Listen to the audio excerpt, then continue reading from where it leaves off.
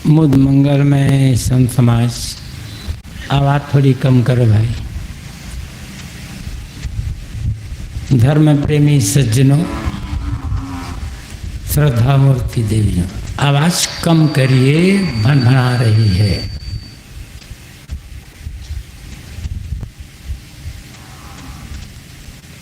सद्गुरु कबीर ने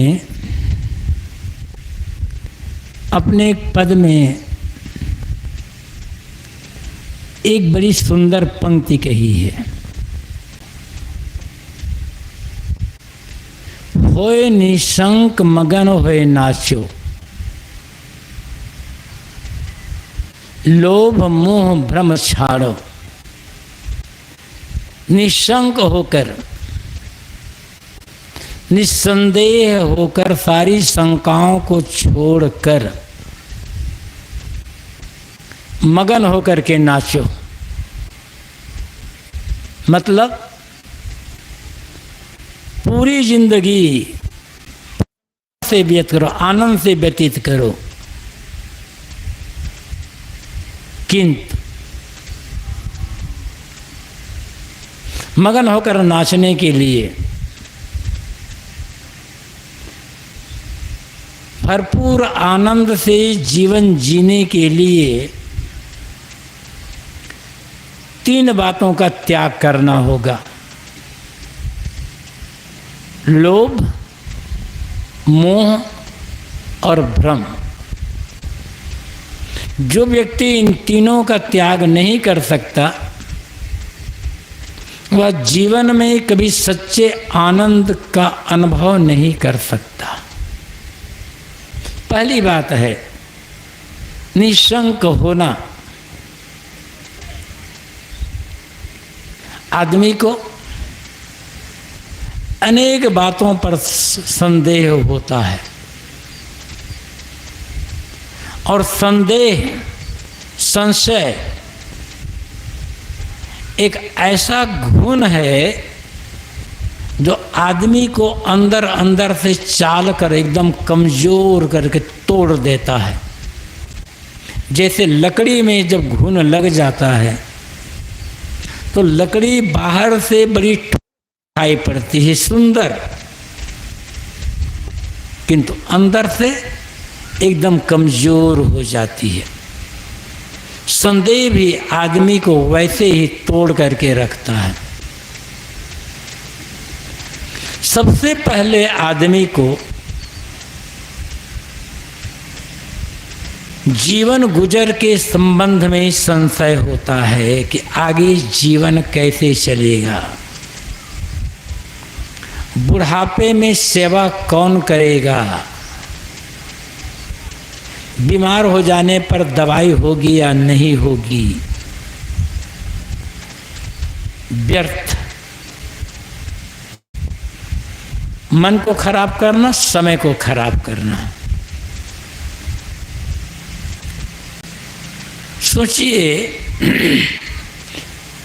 जब से जन्म लेकर के आए हैं तब से आज तक रोज खाते आए हैं, कभी भूखे सोए नहीं हैं।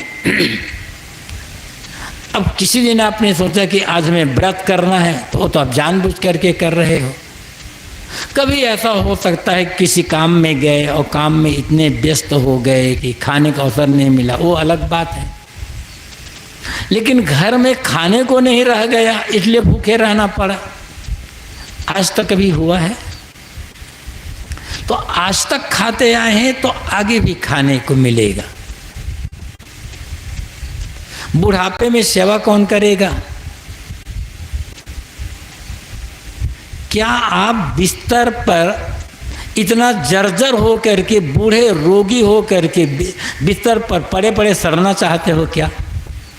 यदि आपको ये विश्वास है मेरे जीवन में एक ऐसा अवसर आएगा जब मैं एकदम जर्जर हो जाऊंगा, ना हाथ काम करेंगे, ना पैर काम करेंगे, ना आँखों से दिखाई पड़ेगा, ना कानों से सुनाई पड़ेगा, बिस्तर पर पड़े रहूँगा, उसी पर टट्टी पेशाब करते रहूँगा, ऐसा विश्वास है तब चिंता करना। लेकिन ऐसा हो गया नहीं होगा क्या क्या पता है? हो सकता है चलते फिरते शरीर छूट जाए। बुढ़ापे में पानी कौन पिलाएगा? अभी तो पी रहे हो ना। जब आवश्यकता होगी बुढ़ापे में तो पानी पिलाने वाला कोई ना कोई मिल जाएगा।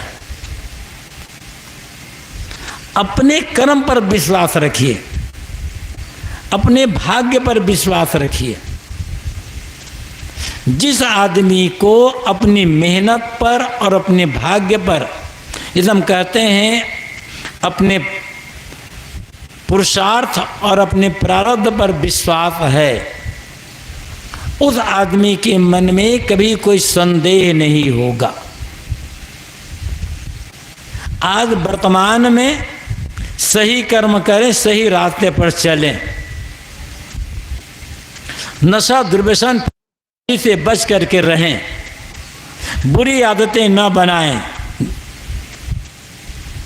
विश्वास रखिए, जब तक जिएंगे खाने को मिलेगा और सेवा करने वाले लोग मिल जाएंगे। आदमी का सबसे बड़ा साथी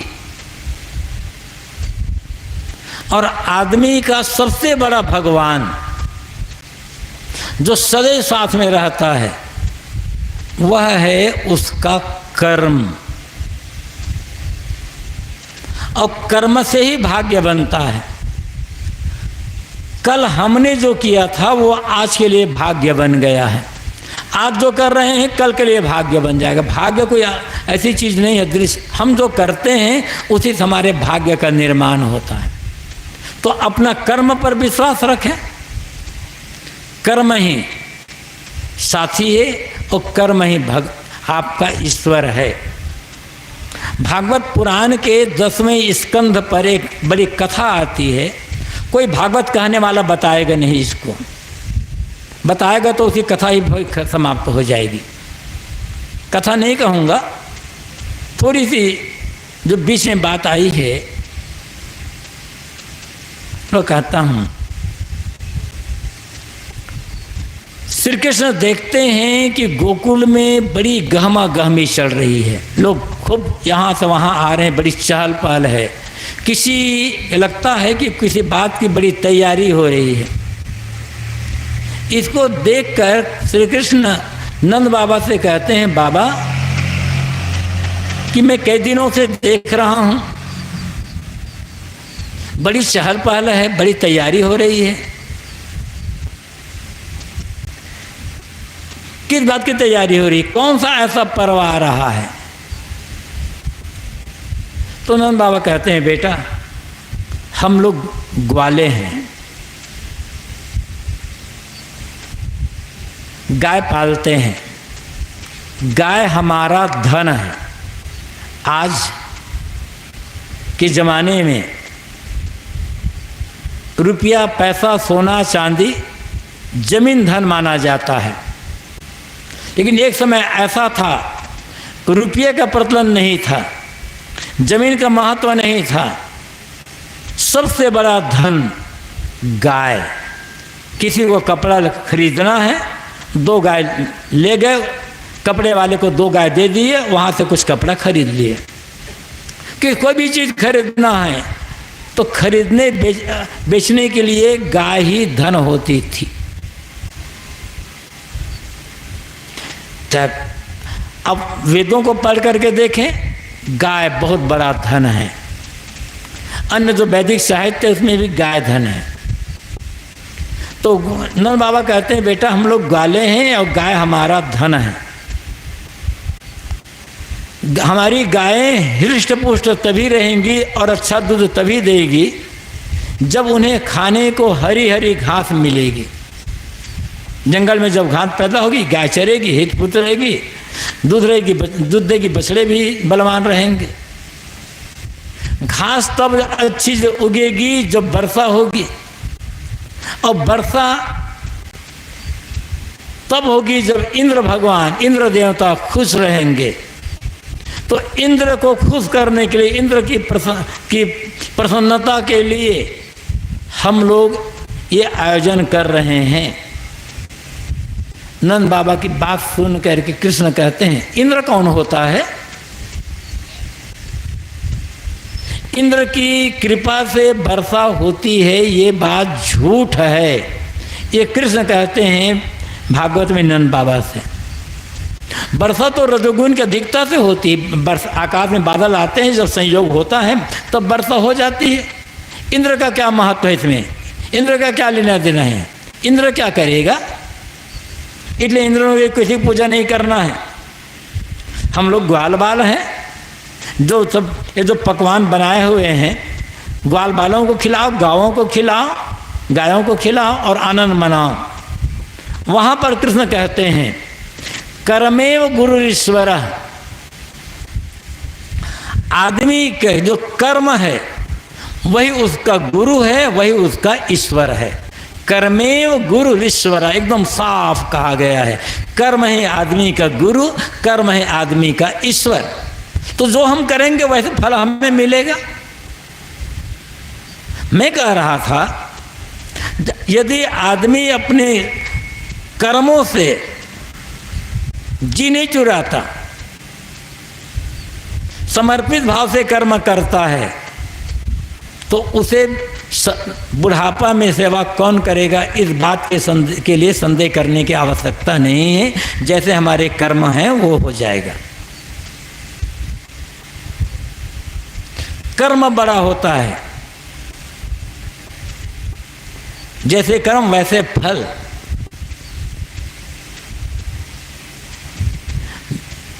संतान नहीं है क्या होगा? व्यर्थ की बात। जिन लोगों के संतान हैं, जिन यहाँ बैठे हुए हैं अधिक लोग, सबके संतान हैं। आपके बेटे ने आपको कितना कितना सुख दिया है, कितना बटोरे है सुख बेटों से, कितनी प्रसन्नता दे, कितना आनंद दे रहा है बेटा। जिस गांव में आप रहते हो देख लोगे कितने ऐसे भी आदमी होंगे जिनके 1, 2, 3 बेटे हैं और तीनों बेटे अलग बूढ़ा बूढ़ी अपना बनाकर खा रहे हैं किसी प्रकार से। मैं ये नहीं कहता कि संतान गलत है। शादी करते हो, पति पत्नी मिलन होता है, संतान हो जाती, पालो पोसो, लेकिन संतान सुख दे देगी। संतान है, आपकी जिम्मेदारी बढ़ गई, लिखाओ पढ़ाओ योग्य बनाओ और उसे अपने कदमों पर खड़ा कर दो।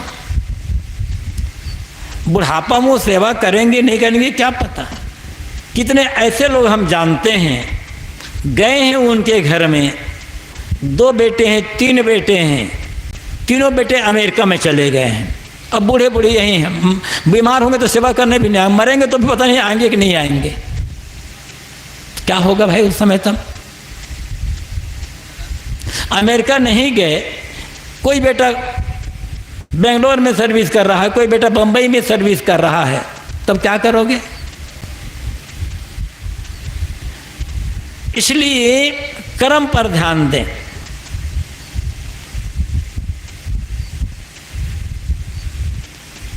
कहानी सब जानते हो, खंडन के हिसाब से मैं नहीं कह रहा हूं, एक तथ्य के हिसाब से कह रहा हूं। राजा दशरथ के 4 बेटे हैं, राम, भरत, लक्ष्मण, शत्रुघ्न। अंतिम समय में, मरते समय दशरथ के मुख में किस बेटे ने पानी डाला? बताओ जरा।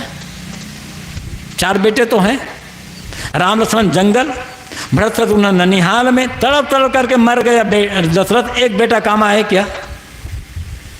दशरथ के कर्म ही खराब है तो भगवान क्या करेगा? इसलिए भगवान की चिंता मत करो, चिंता अपने कर्म की करो। कर्म सही रहेगा तो सब कुछ ठीक हो जाएंगे, और कर्म ही गलत है, जो रहेगा वो भी इधर उधर हो जाएंगे। तो पहली बात है, कोई निसंग, संदेह रहित हो जाओ। सारे संदेह का त्याग करके निर्भीकता से जीवन जियो और सही कर्म करो, सही रास्ते पर चलो। मगन होए नाचो, साहब कहते हैं। जब संदेह रहेगा तो मगन होकर के आदमी जीवन जी नहीं सकता। संदेह जब दूर हो जाता है तब आदमी के अंदर निर्भीकता आती। थोड़ा भी संदेह होगा ना, निर्भीकता पूरी नहीं होगी, मन डरता रहेगा। जो हमारे अधिकार में नहीं है उसके लिए चिंता करना बेकार है। हमारे अधिकार में जो है वो करें, अधिकार के बाहर है जिसे हम रोक नहीं सकते, जो होनी है वो होकर रहना है, तो उसके लिए रोए क्यों? उसके संदेह पढ़ करके समय बर्बाद क्यों करें? इसलिए अपने अधिकार में जो है वो तो करे। साहब मगन हो नाचो, मगन हो करके नाचना। तो नाचने का मतलब ये नहीं है कि अच्छा रंग बिरंगे पोशाक पहन लिए और हाथ पैर पका करके मटका करके नाचना। यहाँ साहब ऐसे नाचने को साहब पसंद नहीं करते। नाचने का मतलब है जीवन के जितने भी कर्म हैं प्रसन्नता से करना, प्रेम से करना, समर्पित भाव से करना। बीजक में साहब ने साखी कही है, प्रेम पाट का चोलना पहिर कबीरू नाच, पानी दीन हो तास्त को तन मन बोली सांस।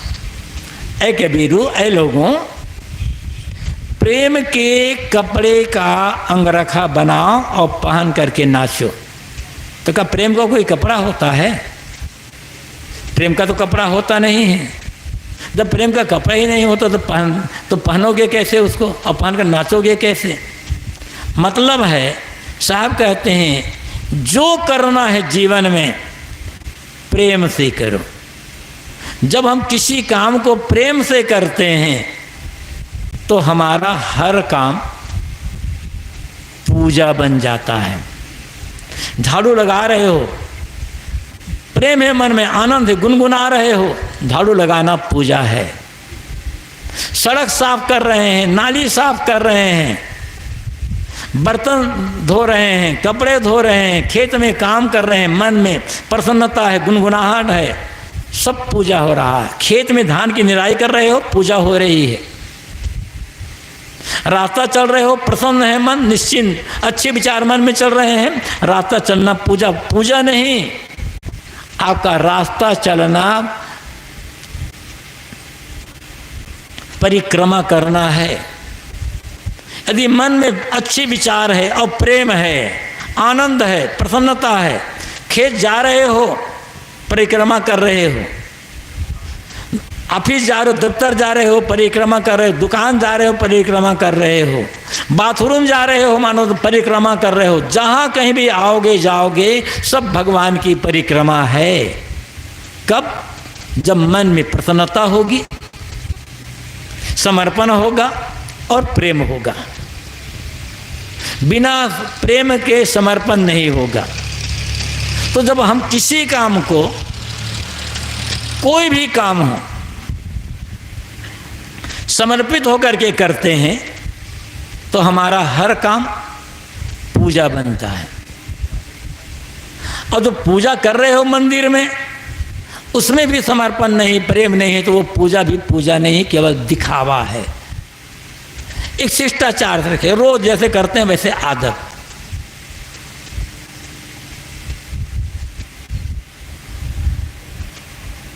तो सदगुरु कबीर कहते हैं प्रेम पाट का चोलना पहिर कबीरू नाच। ऐ लोगों, प्रेम का कपड़ा पहना।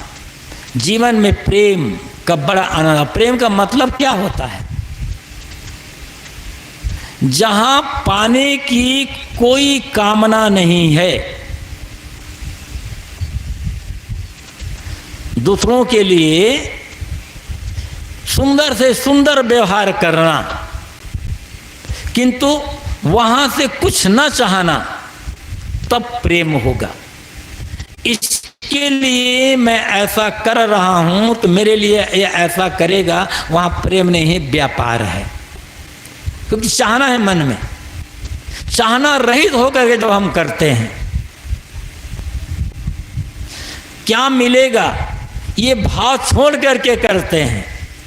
मिलेगा या नहीं मिलेगा इसकी कोई गारंटी नहीं है, तब करते हैं, वो प्रेम है। प्रेम का मतलब है केवल देना, और देने का मतलब खाली पैसा देना नहीं, सुंदर व्यवहार, आदर, सम्मान, ताकि जिससे दूसरे को प्रसन्नता मिले, जिससे दूसरे को खुशी मिले, जिससे दूसरे को निर्भयता मिले, ऐसी चीज जो देना है, पाने की इच्छा छोड़ करके, उसका नाम होता है प्रेम।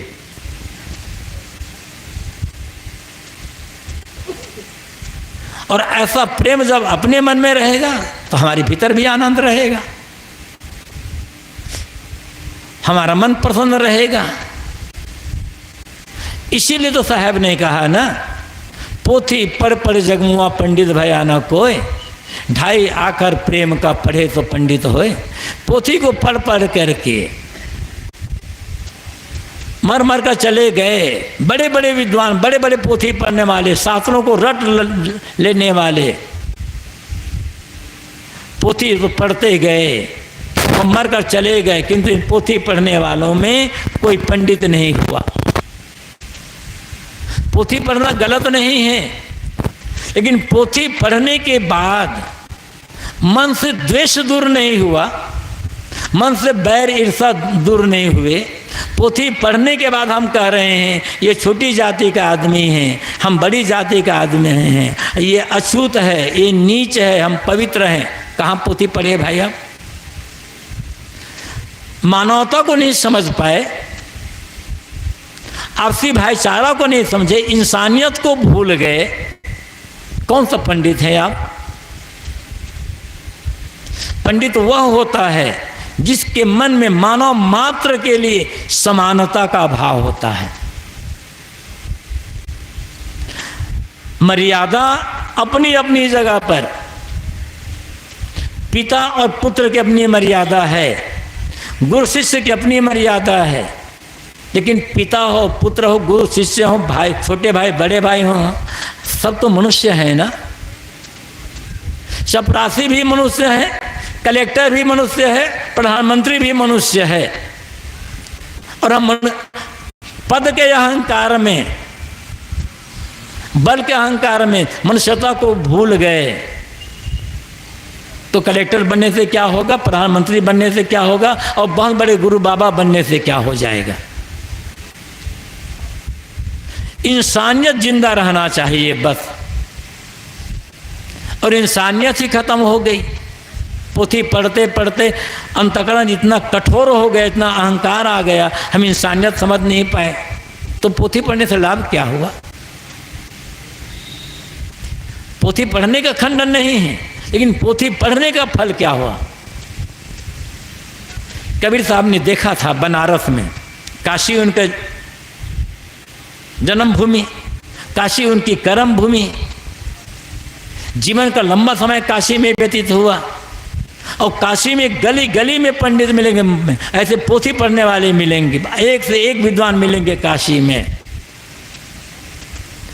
आज भी कहा जाता है जो काशी के विद्वानों को शास्त्रार्थ में हरा दे वो असली पंडित होगा।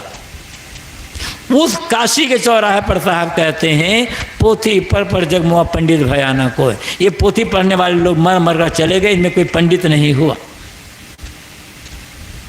पंडित कौन? ढाई आकर प्रेम का पढ़े तो पंडित हो। जो प्रेम को पढ़ता है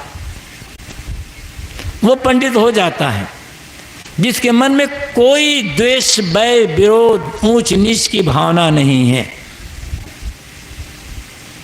समानता का भाव है। गीता में कहा गया है विद्या विनय संपन्ने ब्राह्मणे गविहस्तिनी सुनी च सुपाके च पंडिता समदर्शिना। विद्या विनय से परिपूर्ण ब्राह्मण, विद्या विनय संपन्न ब्राह्मणे, ब्राह्मण हो, गाय हो, हाथी हो, कुत्ता हो, चंडाल हो, सब में जो समदर्शी, सबको समझता है, सब में एक जैसे आत्मा है। व्यवहार भले अलग अलग हो जाएगा, किसी के प्रति घृणा का भाव नहीं है, किसी के प्रति द्वेष का भाव नहीं है, वह पंडित होता है, क्योंकि प्रेम है हृदय में। अब प्रेम मांगने से नहीं मिलता है, प्रेम देने से मिलता है। तो मैं कह रहा था कोई भी काम करना, कोई भी काम प्रेम से करना है। और जब हम प्रेम से कोई काम करते हैं तो हर काम पूजा है। केवल मंदिर में जो पूजा करते हैं या गुरु की जो पूजा करते हैं वही पूजा नहीं है।